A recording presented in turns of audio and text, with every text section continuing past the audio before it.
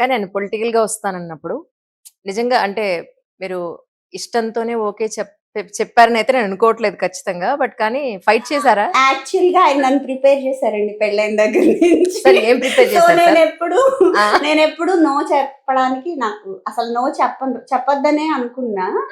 తను ఏదంటే అదే. ఏం సార్ ఎలా ప్రిపేర్ చేశారు సార్? అంటే నేను పెళ్ళప్పుడే చెప్పానండి, ఎక్కువ రోజు యూఎస్ అయితే ఉండవు.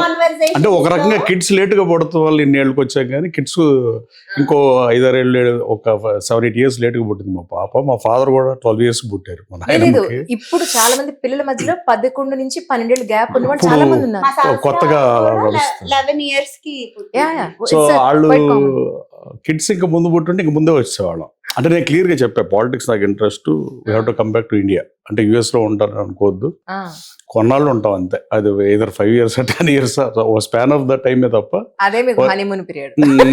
We are not going to stay settle there అనేది క్లియర్ గా చెప్పానండి. సెకండ్, డెఫినెట్ గా టైం ఫ్యామిలీకి ఇవ్వలేం. US is the most beautiful place to live. అది ఎక్కే విమానమే కానీ దిగే విమానం కాదు ఎవరికైనా. కానీ ఎన్ఆర్ఐలు కంపేరిటివ్ ఇండియాలో ఉన్న కన్నా, ఈవెన్ మీడియాలో ఉన్న మీకైనా నాకైనా ఇంకోళ్ళకైనా ఏ ప్రొఫెషన్లో ఉన్నా అండి, యుఎస్లో ఉన్న వాళ్ళకి most of the time family time దొరుకుతుంది.